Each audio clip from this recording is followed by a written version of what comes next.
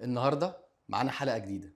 معانا دكتور أسنان، بس بيحب الفن وعنده هيام ولع بالآثار المصرية والحضارة المصرية القديمة. معانا النهارده مفاجأة، حلقة جديدة.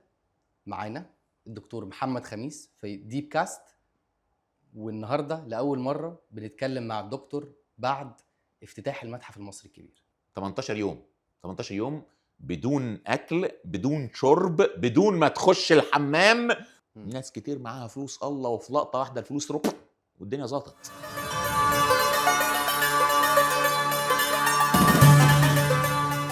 اولا انت قبلها ما اخترتش، مش متعود تختار.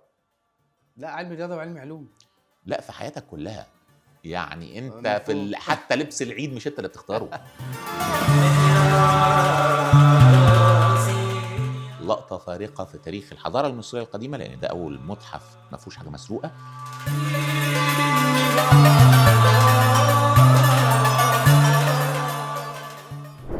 يعني انا استغربت جدا لما اكتشفت ان النادي الاهلي ونادي الزمالك بيمنعوا دخول جماهير.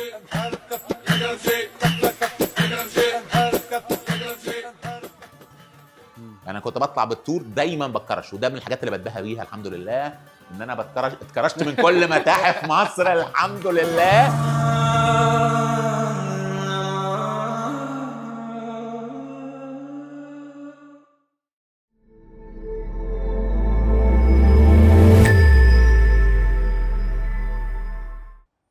دكتور محمد، اهلا بحضرتك. اهلا بيك، في أخبارك اخبارك؟ عامل ايه؟ ربنا يخليك. كله مبروك تمام. ليك ولكل المصريين على الافتتاح العظيم، يعني الحمد الف لله. الف مبروك. وعلى المتحف اللي هو يعتبر يعني لقطة فارقة في تاريخ الحضارة المصرية القديمة، لأن ده أول متحف ما فيهوش حاجة مسروقة.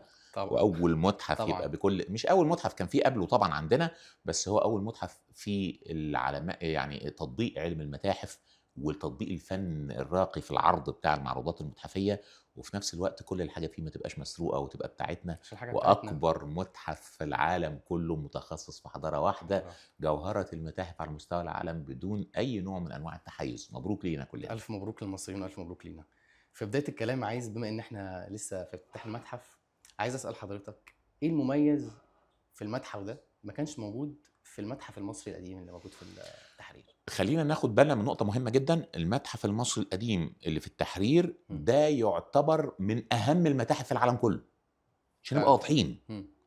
القطع الأثرية المعروضة فيه 180 ألف قطعة، غير ما يقرب يعني من 180 ألف قطعة، غير اللي موجودين في المخازن اللي هم بيتخطوا الأربع أضعاف مثلا. طب الكبير كام؟ يعني لو القديم 180,000.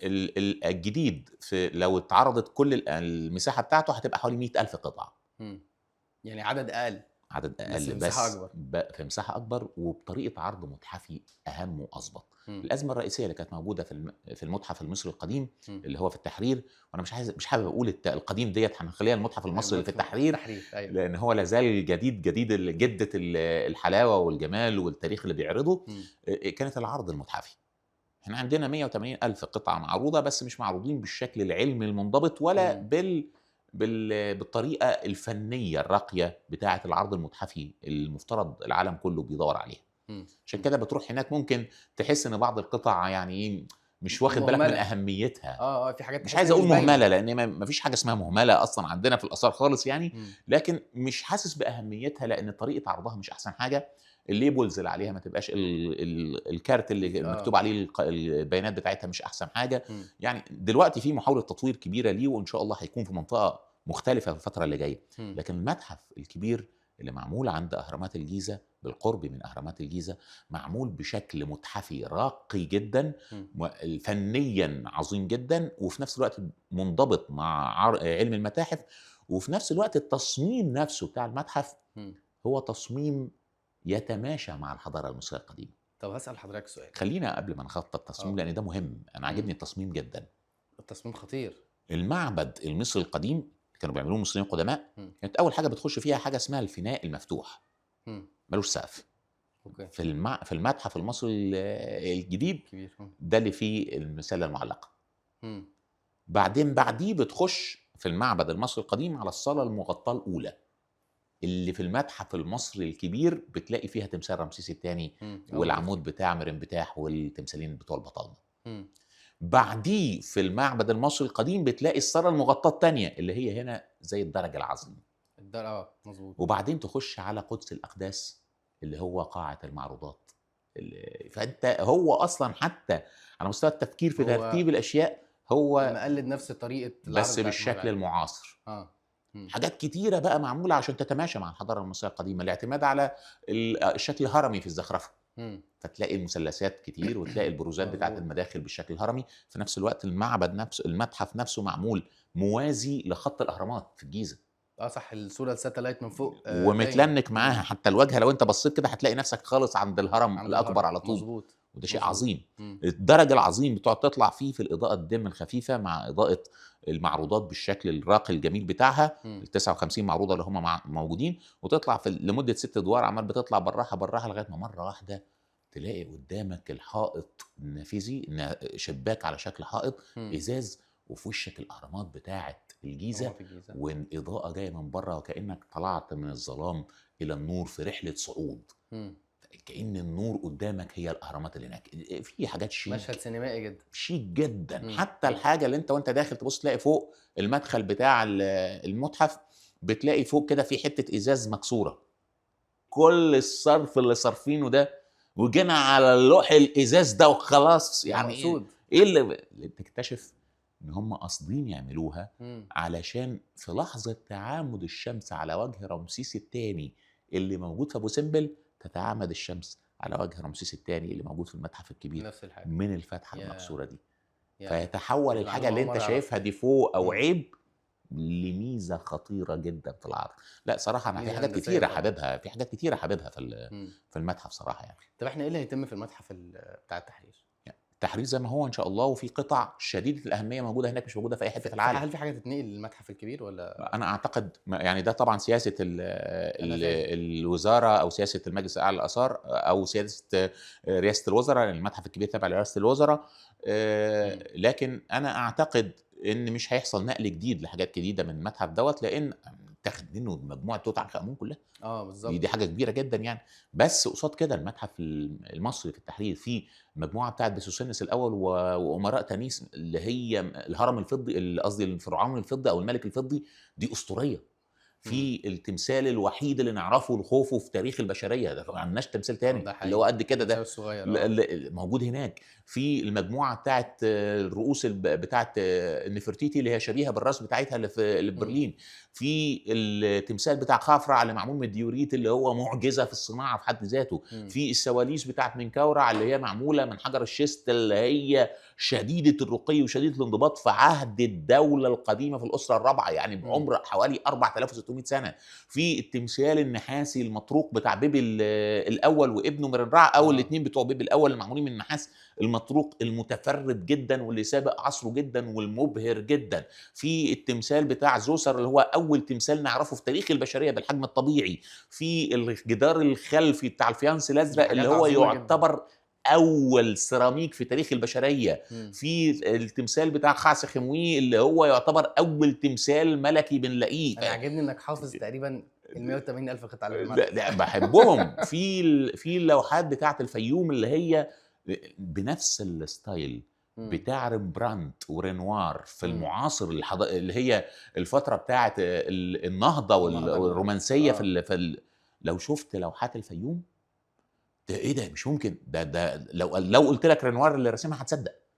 بنفس الشياكه وبنفس البراعه وبنفس اللعب بالظل والالوان. طب انت لو عايز تنقل حاجه من المتحف، انا مش عايز انقل حاجه.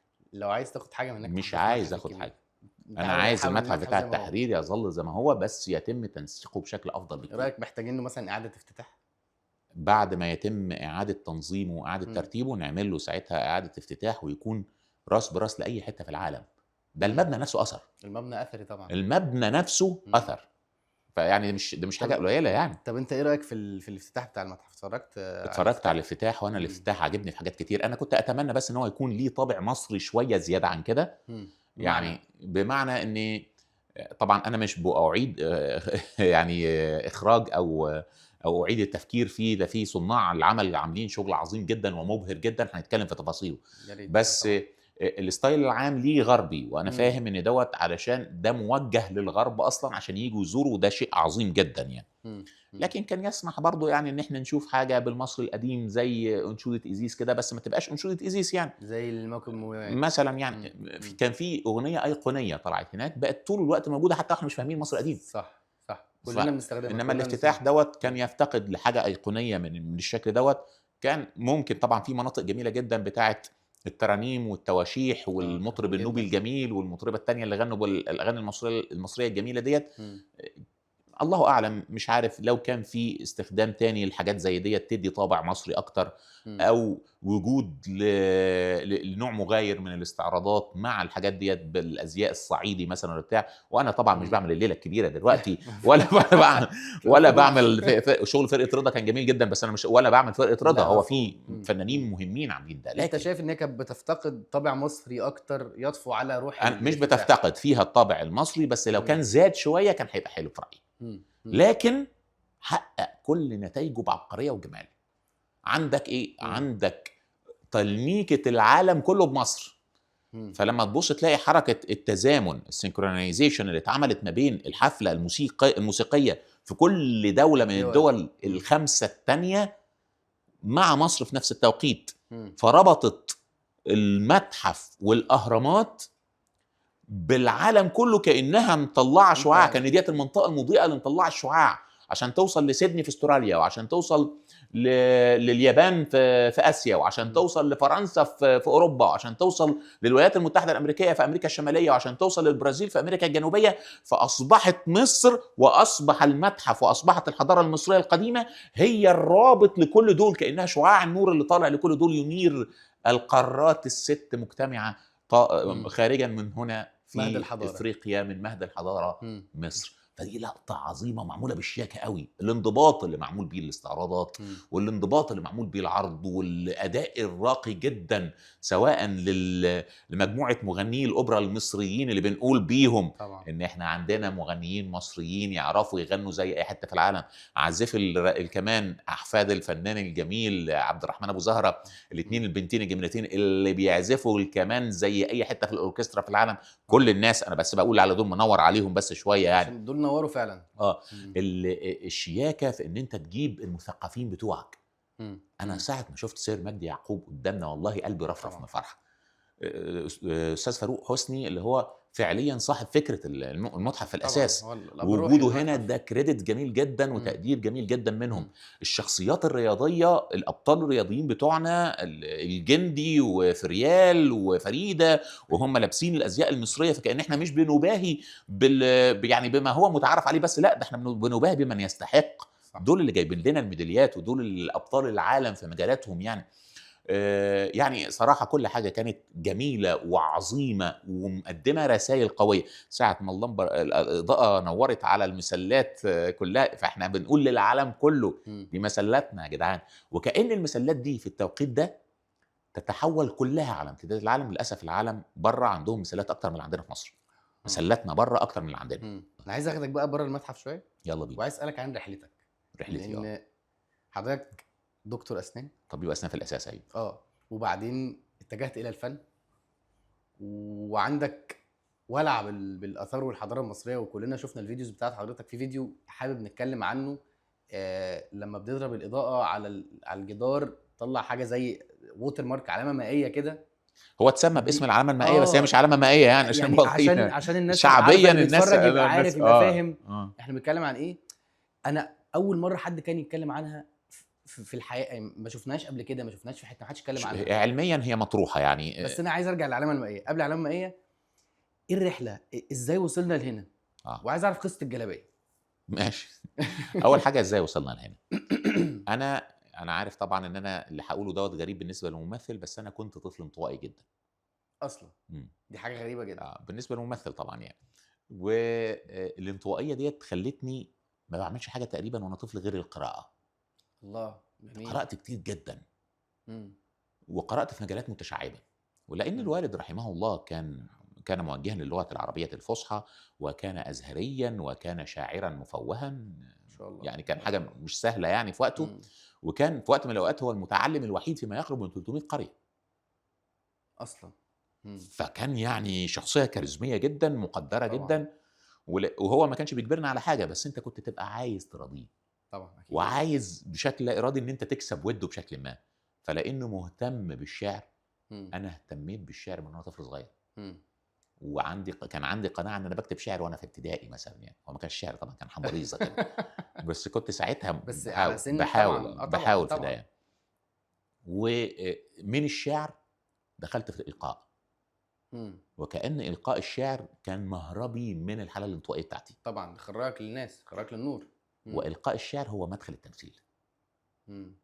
لأن ده من التمثيل ابتدائي، جزء بادئ مهم معاك من جدا. ابتدائي. التمثيل جزء منه مهم جدا في مم. الإلقاء. الوالد برضه لأن هو كان مهتم جدا بالتاريخ العربي، فكان عندنا مكتبة عامرة بالقصص التاريخ العربي. مم. حرب الباسوس بقى، وحرب داحس والغبراء، وحرب الفجار، وحواديت كتيرة جدا ذات طابع أسطوري. مم. لأن التاريخ العربي بيغلب عليه الطابع الأسطوري، لأنه كان تاريخ شفوي أكتر من أي حاجة تانية. مفهوم. الشفاهة ديت غصب عنها بتدي قسطرة. ليه؟ طبعا أنا بحكي لك حدوتة، نحط شويه حاجات. فغصب عني بشكل طبعا. إرادي بأفور، تقوم أنت تحكيها لواحد تاني فتأفور شوية، مظبوط. فتاخد طابع أسطوري كبير مم. جدا. فأنا كنت مهتم بده جدا، وكنت بقرأ فيه كتير جدا. وبعدين في لقطة من اللقطات وقع في إيدي وأنا في ابتدائي كتيب عن الحضارة المصرية القديمة. كان كتاب ايه بقى؟ وكتيب والله أنا مش فاكره للأسف مش فاكر دلوقتي، الكتاب. بس هو كان كتيب صغير مم. قائم على فكرة المعلومات اللي معاها رسومات وبتاع. مم. فأنا انبهرت جدا طبعا. بالكتاب. مم. ابتديت أدور ورا الحضارة المصرية القديمة، وابتديت كل ما بلاقي حاجة حد يتكلم عنها أحاول أشوفها، مم. أحاول أوصل لها عشان أعرف هي فين. ده الكلام ده ف- كله قبل الانترنت، قبل الريسيرش السهل اللي احنا يا بيه، نطلع كل انا حاجه كنت كده. بروح المكتبه، مكتبه الطفل في دمنهور ديت، انا قفلتها فعليا. يعني انا لغايه ما رحت في مره قلت لكم ما عندكمش كتب جديده كده، يعني انا ما كنتش بعمل اي حاجه غير القرايه. مم. المكتبه العامه في دمنهور كنت عضو رئيسي فيها. ما شاء الله. انا كنت ما شاء مولود الله. في دمنهور واتربيت في دمنهور. انا اصولي سوهاجيه صعيديه بس من من صامع طبعا. شرق، بس مم. مولود ومتربي في دمنهور. مم. فده خلى عندي تنوع ثقافي معين مم. واهتمامات متنوعه كتير. مم. دخلت طب اسنان لان انا كنت طالب متفوق شويه. ده كان اختيارك انت اللي كنت واخد القرار؟ هو ما كانش الموضوع مفهوم قوي. احنا بنيجي عندنا ورطه كده في ثانويه عامه. كلنا طبعا. لان مفهوم ثانوية ايه عامة الورطه؟ اولا انت قبلها ما اخترتش، مش متعود تختار. لا، علم رياضه وعلم علوم. لا، في حياتك كلها. يعني انت مفهوم. حتى لبس العيد مش انت اللي بتختاره. صح. حتى لو ظاهريا انت اخترته، بس مش انت اللي تبقى مختاره برضه. مفهوم. الله، ده حلو قوي ده عليك، حلو عليك، ايوه صح. فلبسته انت في الزحمه كده. لكن لو تبقى انت مثلا عايز ده، يقول يا ابني يا حبيبي ده وشك احلى من، ويجيبوا لك وشك نور. ويجيبوا لك الحاجات الاكبر من حجمك علشان تعيش معك اكتر، والحاجات يعني حاجات كتيره حتى لو فعليا ما خدتهاش بالاجبار بتاخدها بالصنعه يعني. فانت صح. فعليا ما بتبقاش مختار لنفسك في حياتك خالص، مش مم. متعود على الاختيار. وبعدين مره واحده في ثانويه عامه انت المفترض تاخد قرار قرار مصيري. يحدد كل قرار مستقبلك اللي مصيري جاي. طبعا. طب انت عارف ايه بقى عن الكليات اللي هتخشها؟ ولا حاجه. ولا حاجه، مناظر. ما تعرفش اي حاجه. دكتور ماشي ببلطو، مهندس ماشي مش عارف بالبتاع لو الخوذه، تعرف حد دكتور مبسوط، لو تعرف الاسم بس، مم. اسماء. الدكتور جه، الدكتور راح، المهندس جه، المحاسب جه، ما انتش عارف اي حاجه عن اي مهنه. صح. صح. فاللي بيختار لك برضه بيبقى اهلك في المعتاد بناء على ميولهم وعلى افكار تانية مختلفه عنك خالص. طبعا، والناس اللي حواليك، وابن خالتك دخل ايه انا مش بقلل، من اللي بيعملوه الاهل. لا لا، مفهوم. انا عارف مفهوم. كويس ان كل فعل عملوه بيبقى نابع عن حب قوي، 100%. بس في الاخر طبعا. ممكن يكون مش مناسب لحياتك. صح. في الاخر انا ما حدش اجبرني ان اخش طب اسنان. بس ده كان اختيارك. الوالد رحمه بسميه الله، اختيارك. وقف ساعتها سالني انت عايز تخش ايه؟ قلت له عايز اخش اداب عربي. انت حاجه تانية قال خالص. لي اداب عربي ليه؟ طبعا.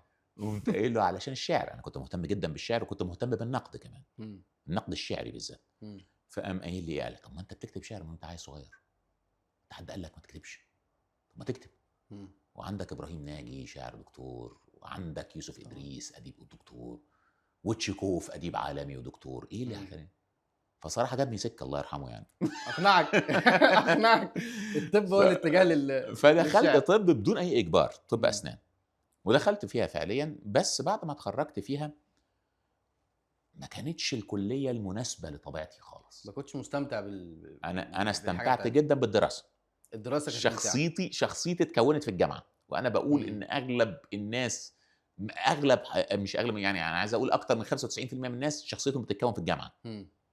ودايما الجامعه ديت فتره عظيمه وجميله جدا في حياتك. طبعا طبعا. لكن هل المهنه مناسبه ليك ولا لا؟ مم. ده موضوع تاني. مم. مم. لما اتخرجت انا واشتغلت طب اسنان فعليا لمده 3 سنين، ما عرفتش ان انا اعمل ده يعني. ما اتبسطتش بس كنتش ولا طول ما كانتش الوقت. مجديه؟ لا لأن الحمد لله ربنا يبارك لزمايلي اللي لسه مستمرين، يعني انا لما بتزنق في الفلوس بلجأ لهم يعني.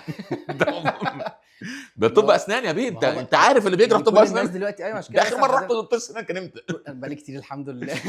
بس كل الناس تتجه دلوقتي لطب الاسنان، انك آه. تعمل الشيفت ده برضو. انا اقول لك ايه الفكره. مم. القضيه عندي مش قضيه فلوس. حلو حلو. لان ايه الفكره، احنا هنرزق. يعني نعم. منظور يجوز يبان كانه منظور ديني شويه، بس هو حتى على مستوى الخبره الحياتيه والخبره التاريخيه، مم. يعني الناس بيجي لها رزقها. طبعا. فلو انت فكرت بمنطق بسيط ليه تكه دينيه، هتحس ان انت اهتمامك طول الوقت او اقتناعك طول الوقت ان انت لما توفر الفلوس هتبقى في امان. هو اقتناع وهمي مش خالص. حقيقه. مم. ناس كتير معاها فلوس الله، وفي لقطه واحده الفلوس تروح والدنيا ظبطت.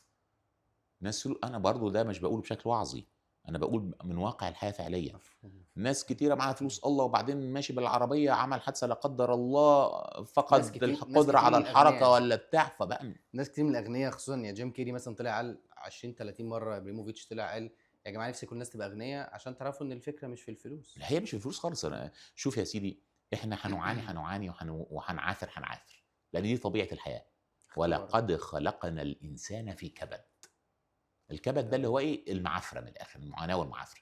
مم. فانت هتعافر وانت معاك فلوس، وهتعافر وانت معكش فلوس، وهتعافر وانت نص ونص، هتعافر وانت صحتك زي الفل، هتعافر وانت صحتك نص ونص، وهتعافر وانت عيان. هي لازم هتكون في مظبوط. معافره. وانت متخيل مين اغنى واحد؟ انا مش عايز اقول اسماء في مصر يعني، مش لازم هنقول بيل جيتس يا عم، مثلا بلاش هو مصر. ايلون ماسك ولا ايلون ماسك، ده مش دماغه عماله بتودي وتجيب القمر الصناعي طبعا. اللي مش عارف فين هيحصل ايه، طب دوله مش عارف مين هتعمل إيه؟ طب المصنع اللي انا فاتحه ده دماغه بتودي وتجيب اكتر منه ومنك بكتير. ده وقته متقسم بالدقايق بيقول، يعني عنده احنا جدول بالدقايق. انت يا بيه احنا بنصحى الصبح على الاقل تبقى قاعد كده مأنتخ عمال بتهرش لا مؤاخذه في كرشك وبتاع وبتبص في السقف وانت. هو ما عندوش ده بيصحى ومبرق. ايوه ده طبعا. يعني ده معاناته اكتر من معاناتك. 100%. فلا يعني اختبار دايما مختلف. هتبقى مش الفلوس. مم. والامان مش الفلوس مم. خالص. الامان في قناعتك ان انت هترزق. مم. الامان في رضائك بما قسمه لك الله. الايمان في جميل. صح. قناعتك ان ربنا عمره ما هينساك. مظبوط. عمره ما هينساك، بس اعمل اللي عليك. ليه؟ لانه هو اللي وعد انا لا نضيع اجر من احسن عملا. مش انا اللي بقول، هو سبحانه وتعالى هو اللي بيقول. هو اللي وعد بالعدل، هو اللي وعد بالكرم، وهو اللي وعد بالفضل. مظبوط. فكون عندك القناعه بده. مم. احنا بس اللي بنستعجل او بنبقى نتخيل ان مفهومنا هو المظبوط. كم خطه بنعملها في حياتنا، نقعد نخطط ونعمل ونسوي ولازم نعمل ده ولازم والخطه تبوظ. ده كتير، ده طبيعي. دي القاعده، دي قاعده ان هي اساسيه، تبوظ. الخطه تبوظ صح. بس لما بتعمل اللي عليك بتبص تلاقي حاجه تانية خالص اتفتحت وانت مش عامل حسابها. كرم ربنا اكبر بكتير. مش عامل، انت عمال تفحت نفسك هنا ومش عارف لو دي لو ما جاتش انا هروح مش عارف، وبعدين مره واحده تبوظ، تتفتح سكه تانية خالص، وتكتشف ان السكه التانية اللي اتفتحت ديت احسن بكتير من اللي انت كنت بتسعى لها. طب ايه بقى نقطه التحول هنا اللي خلتك تاخد قرار ان مش هكمل في طب الاسنان عشان اروح التمثيل؟ وصلنا لمفرق الطرق بس. ايه بقى ده اللي انا عايز اعرفه. شوف احنا اصلا طب الاسنان بعد 3 سنين انا فعليا ابتديت يعني ايه خلاص اشيل ايدي من طب الاسنان واشتغل في شركه الات واجهزه طبيه حلو. بتسمح بحريه حركه شويه. احنا بعد ما اتخرجنا من طب اسنان، المجموعه بتاعت الدكاتره اللي كانوا عاملين في الكليه طب اسنان فريق القاهره ولا طب اسكندريه. اسكندريه. في كليه طب الاسنان اللي كنا عاملين شويه النشاط وبتاع، خلاص بقينا دكاتره. كنت في مسرح. كنت في مصر، احنا اللي اسست فريق التمثيل في المسرح في لا الكليه. ما انت ما حكيتناش عن المسرح، لا عايز اسمع عن المسرح الاول. يعني المسرح هو اللي طلعنا، المسرح هو اللي بيطلع المسرح الناس. اكيد طبعا. المسرح هو اللي بيطلع الممثلين في رايي الخاص. اهم حته تتعلم فيها تمثيل، والمعهد طبعا على راسي من فوق، واداب مسرح على راسي من فوق، بس اهم حته بتتعلم فيها هي المسرح نفسه. وده كنا بنتمرمط فيه طول الوقت، وده كان بيحصل من خلال برضو الجامعه، بالذات مسرح الجامعه ده شديد الاهميه. ابويا كان بيقول لي كده برضو، مسرح الجامعه ده اهم حاجه، شديد الاهميه. فاتمرمطنا فيها وعملنا الفريق، وبعدين اتخرجنا بقى خلاص يا جماعه ده الدكاتره بقى. ما كملناش سنه وما الاكلان اشتغل، وابتدينا نتصل ببعض وعملنا فرقه مستقله وابتدينا نلعب مسرح تاني بره. بره. حلو. نفس المجموعه بتاعت نواتها كانت طب اسنان مم. اللي ابتدت تكبر بعد كده وبتاع. مم. في التوقيت دوت كده كنت سبت بقى كليه طب اسنان، قصدي شغل طب الاسنان، وابتديت اشتغل في الالات والاجهزه الطبيه عشان مم. مديني مساحه شويه للحريه في المسرح. اتحرك. ما كانوش هم يعرفوا ان انا بمثل، مم. لان هم ما بيحضروش مسرح، مش ما مهتمين عندهمش بالمسرح، فكرة. وانا الحمد لله بحقق في التارجت بتاعي، فهم ما كانش عندهم اي وعي ان في اي حاجه بتحصل. مم. بس تمام زي الفل. لغايه احنا اشتركنا في المهرجان القومي للمسرح الاول والثاني والثالث، وبعدين اشتركنا في مهرجان القاهره الدولي للمسرح التجريبي، وده كان شديد الصعوبه في سنه كان سنة 20. كام؟ 2020. لا سنه 2010 الدوره ال 2010. 20. ما أنا عارف. الدوره ال 20. فساعتها المفترض كان في 66 دوله داخلين، وكل دوله بتمثل بعرضين، مصر منهم، يعني احنا بنخش بعرضين بس. مم. فكان في مسابقه اولانيه كده. انتوا احد العروض. كان في مسابقه الاول كده على مين العرضين اللي يطلعوا، مم. وبعدين طلعنا منهم الحمد لله، تم اختيارهم عرض ما شاء خالد الله. صفيه والدير. مم. دخلنا خدنا جائزه افضل عمل جماعي. ما شاء الله. كان من ضمن الناس اللي موجودين كان الدكتور خالد جلال اللي هو حاليا رئيس قطاع ما شاء الانتاج الله. الثقافي. آه. كان داخل بعرض قهوه ساده، هو خد جائزه خد جائزه افضل اخراج، واحنا خدنا جائزه افضل عمل جماعي، ما شاء وعرفني الله. ساعتها. طبعا. مم. فهو لما عرفني تواصلنا مع بعض وبتاع، هو اللي كان ماسك الكاستنج دايركتور بتاع فيلم الف مبروك، ده اول حاجه نعملها في الفيلم. اوكي. ايوه. فلما حصل ده عرفت كلمته قال لي تعالى رشحني في الدور اللي طلعت فيه في الف مبروك. مم. كل ده وعندي في الشركه ما يعرفوش ما يعرفوش خالص اي حاجه عن اي حاجه. مم. بعدين مره واحده الكام لقطه اللي انا عاملهم في الف مبروك طلعت في البرومو. مم. فجاي المدير بتاعي بقى يقول لي يا خميس ده في واحد في البرومو بتاع فيلم حلمي شبهك قوي. مم. قلت له لا ده انا. ده انا مش شبه. انت ازاي؟ قلت له انا طلعنا كده صورنا 3 ايام وبتاع. انت مش ماضي اي حاجه اندي ايه بتاع، بيبقى في حاجات كده الكومبلاينس والحاجات الشركات الكبيره دي بتعملها عشان ما تمثلش. لا ما فيش الكلام ده. مم. فازاي فما برق كده وبتاع، تحولت للتحقيق الحمد لله. طبعا عشان بسالك عشان كده. والجمع ما بين وظيفتين وبتاع وكلام، فرديت على التحقيق بشكل مم. واضح خالص وتمام وزي الفل، واتلغى التحقيق. اوكي. بس اتحطت كده يعني طبعا. ايه تحت المنظار طبعا. شويه، وقمت طالع تاني في فيلم في فيلم فاصل ونعود. مم. اول ما طلعت في فاصل ونعود اترفدت الحمد لله. على طول بقى. بحجج تانية بقى، احنا مش آه. كلام فادك عشان فن. مم. احنا بس الظروف الاقتصاديه اللي في البلد دلوقتي كانت 2010، الظروف الاقتصاديه اللي في البلد ومش عارف ايه وبتاع، واحنا بنقلل العماله اللي موجوده في الشركه ومش عارف يعني متشكرين. مم. مم. وانا بشكر استاذ ايمن يونس اللي كان مديري، لان هو اللي ساعدني على ان انا اخد طبعا هو اللي القرار ده. زقك. هو اللي حطك رفدني، قدام. فبالتالي انا ما بقاش عندي حلول تانية غير ان انا اركز اكتر في التمثيل، فالحمد لله زي- بشكره فعلا. زي الازاز المكسور بالظبط. في بشكر المدح. استاذ ايمن يونس كتير جدا جدا على راسي ان انت رفدتني الحمد لله من الشركه ديت، لان دوت سهل لي ان انا اخد الطريق التاني، واللي اتمرمطت فيه برضو بس مرمطه في حاجه انت بتحبها. طبعا. طبعا.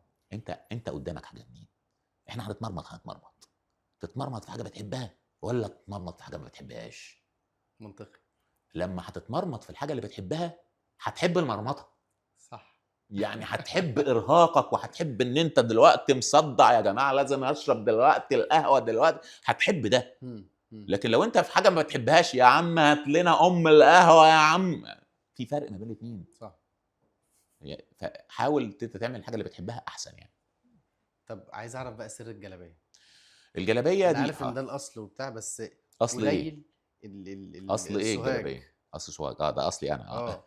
تمام. هو فعليا انا اصولي سوهاج صومع مم. شرق، بس الجلابيه ديت لا تقف عند حدود الصعيد. حلو.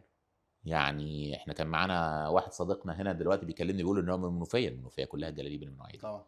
الشرقيه، البحيره، كفر بس الشيخ. جلابيه عن جلابيه بتفرق.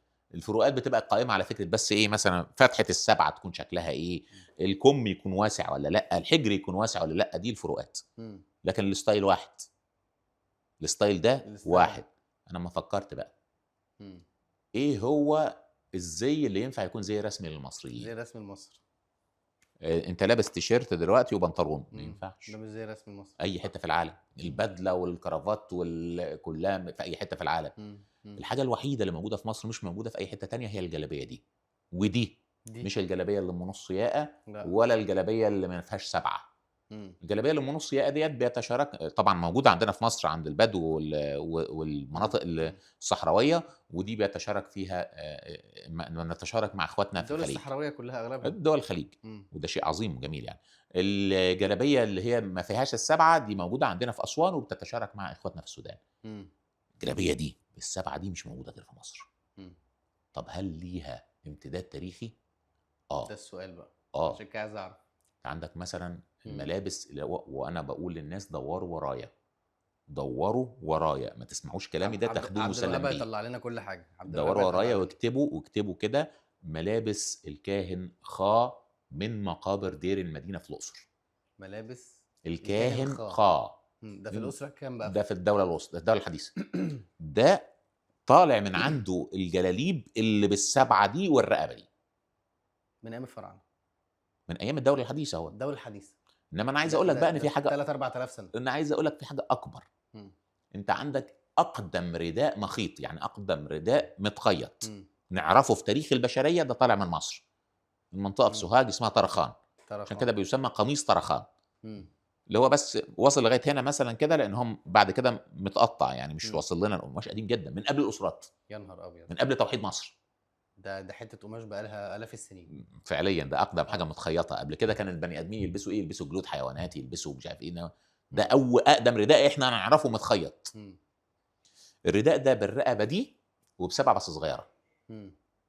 الحته دي زي الجلابيه. الحته دي بس متاكله لان هو قديم، الحته دي متاكله بس هو بالسبعه وتاني دوروا على الحاجه ده موجود في ورايا. متحف؟ ده رقم مش عارف فين بالظبط صراحه، ادور فيه.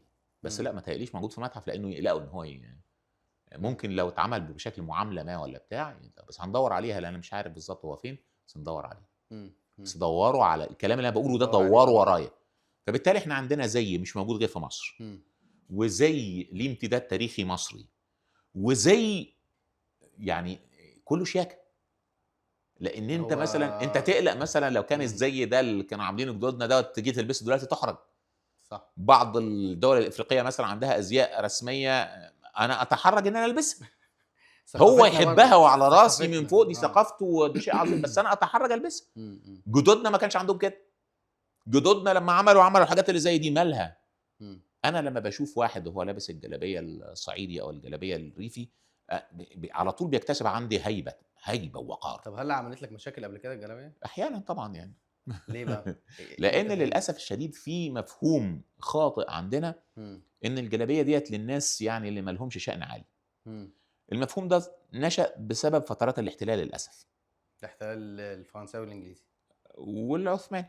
والعثماني كمان. لان كانت الطبقه او عيله محمد علي مثلا يعني ليهم طريقه لبس معينه مختلفه عن طريقه الاهالي. مم.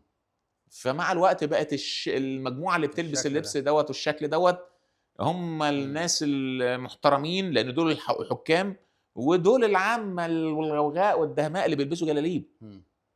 ده اللي فضل مع الوقت لغايه ما وصل لمرحله المثال النموذج بتاعنا يبقى ايه؟ اللي لابسينه الانجليز، اللي لابسينه الفرنساويين، ما هم لابسين بدل، يبقى نلبس بدل زيهم. مم. مم. لكن في الحقيقه هو دوت الزي المعبر عننا، الزي الزي اللي الرسمي ليه لمصر. قيمه. مم.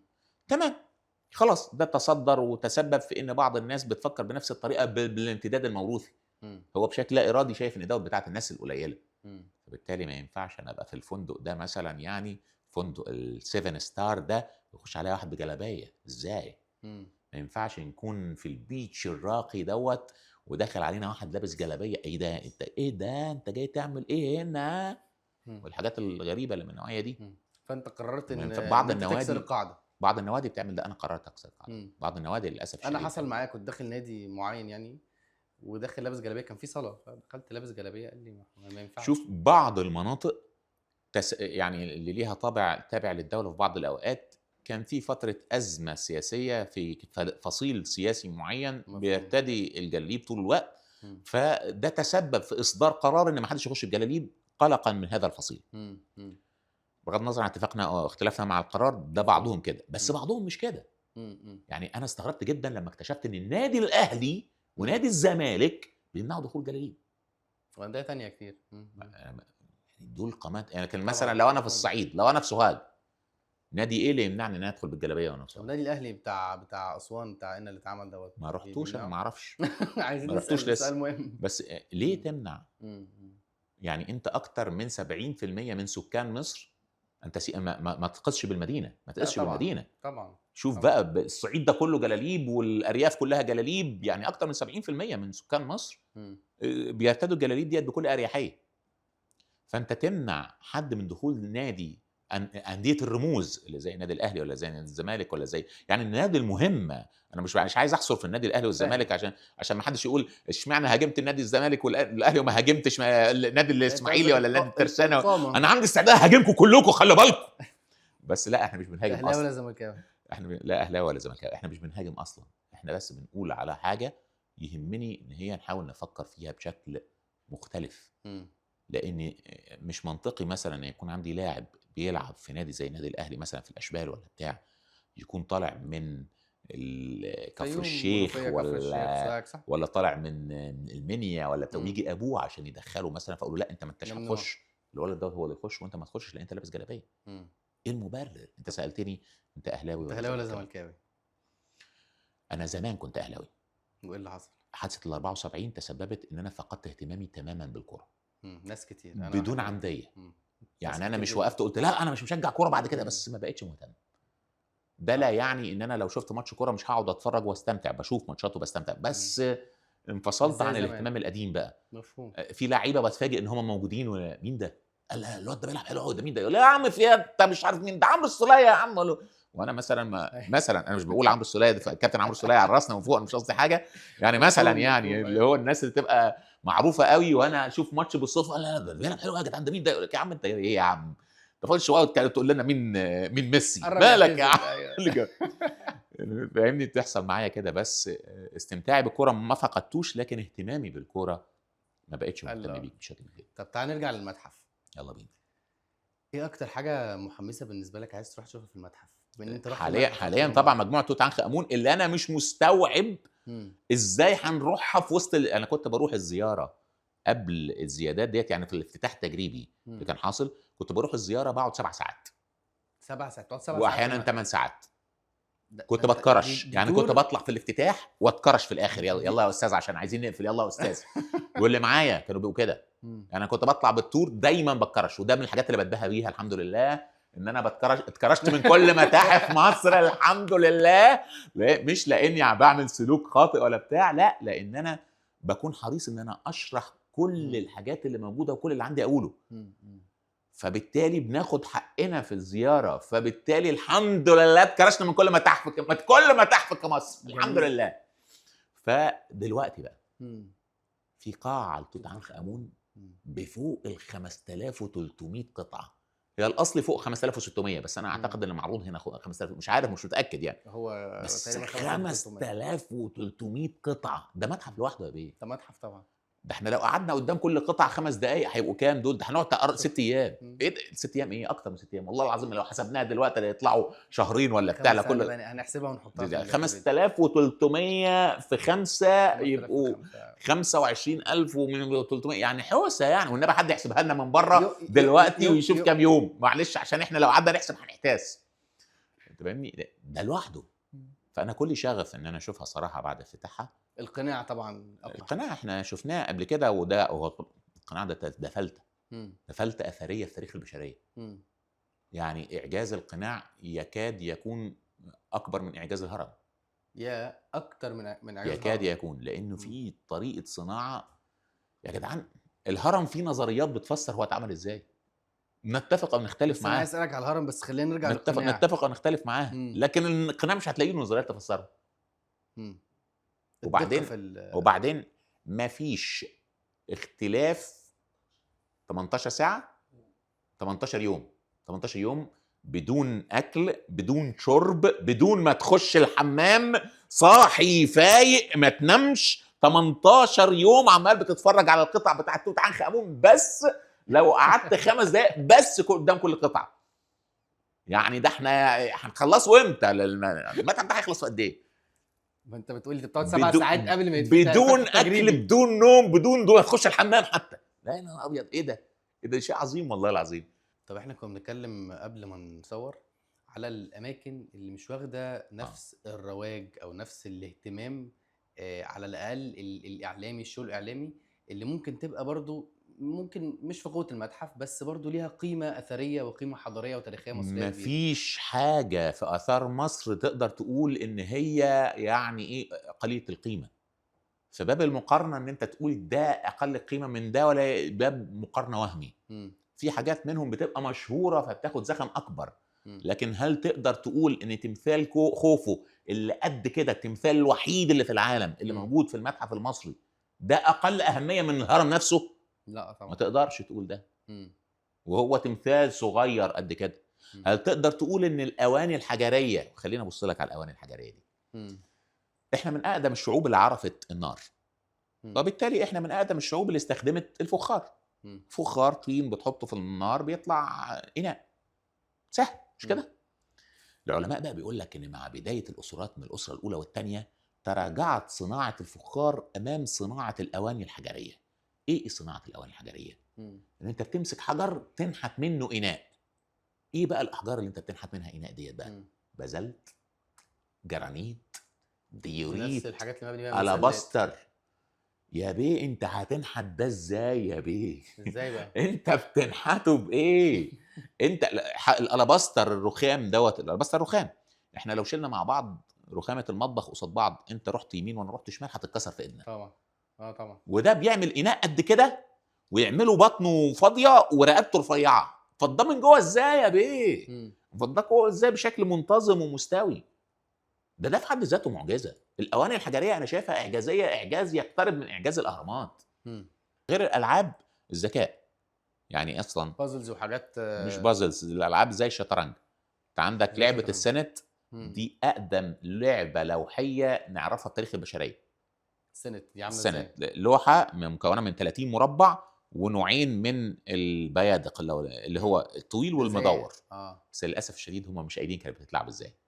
مش موجود في هم رسمينها في كل حته ولقينا منها كتير، يعني توت عنخ امون ليه لقينا كذا سنت ليه. مم. النفرتاري ليها في المقبره بتاعتها رسمه شهيره جدا وهي بتلعب السنت. مم. سنجم ليه في المتحف بتاع الحضاره لوحه كبيره وهو بيلعب السنت، بس ازاي ما قالوش؟ مش قايلين، مفيش ليه ما مانوال قالوش؟ مش موجود.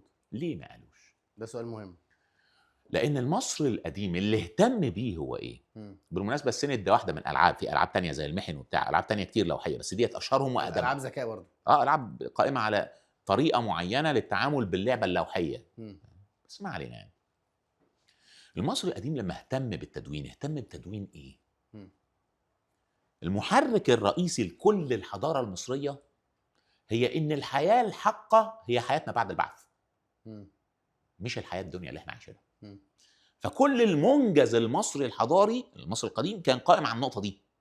اي حاجه تتعلق بالحياه الحقه ما بعد البعث تتعمل بما يتناسب معها، باللي يعيش، من الحجاره مم. والكتابه على الحجاره.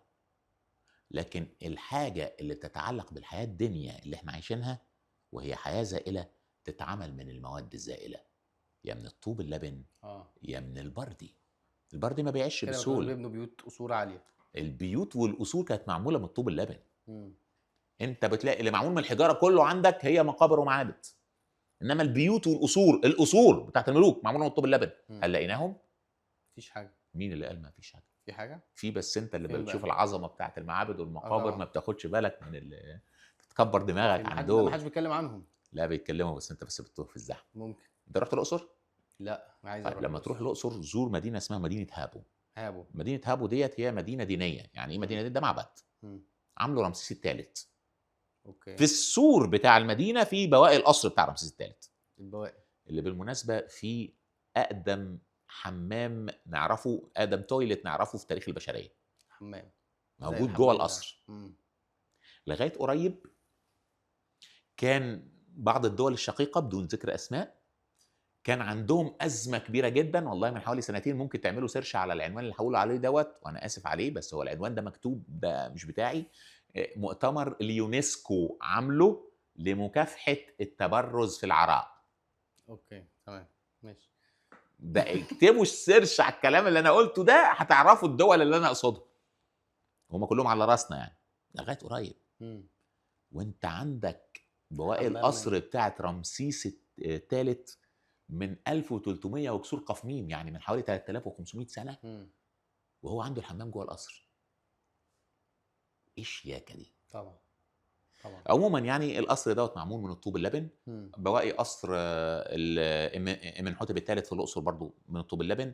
بواقي قصر مرنبتاح في منف من الطوب اللبن. بواقي مم. قصر نفرتيتي في تونة الجبل من الطوب اللبن. بواقي قصر توت عنخ امون، قصدي اخناتون في تل العمارنه من الطوب اللبن. يعني ده موجود، موجود الحاجات دي. البيوت بتاعه الكهنه حوالين المعابد كانت من الطوب اللبن. بيوت الفنانين الصيع اللي عملوا المقابر بتاعه الملوك اللي في وادي الملوك دول زي سنجم وبتاع في دير المدينه من الطوب اللبن. يعني ده موجود، بس احنا ما كناش بنشوفه قصاد التاني بشكل كبير.